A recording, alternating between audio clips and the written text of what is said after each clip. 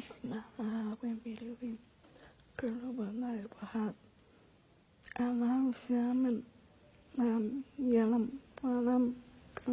Kulubanaib. Bismillahirrahmanirrahim. Kulubanaibahad. Alam siamen.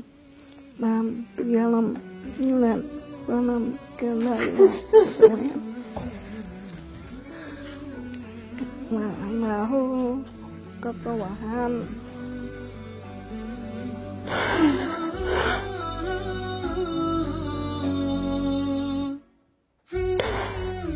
Amin.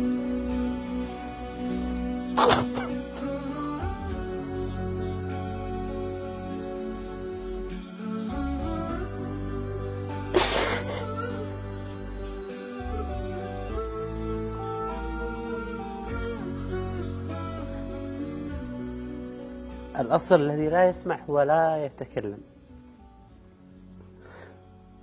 لأنه لا يسمع الحروف ولا يسمع الكلام ولا يستطيع أن يسمع أي شيء من حوله. ورغم هذا اجتهدت حتى تأخذ الحروف والكلام ممن أمامها، حتى لو قرأت سورة واحدة من القرآن. أنا ما أستطيع أكمل هذه الحلقة أصلا من أول ما واجهت هذه الإنسانة.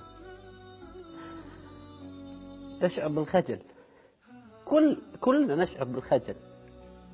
النبي عليه الصلاة والسلام يقول بلغوا عني ولو آية، ونحن نسمع ونتكلم ونرى، والله سبحانه وتعالى أعطانا من النعم الكثيرة، وهي لا تسمع ولا تتكلم وتقول أسلم على يديها 9.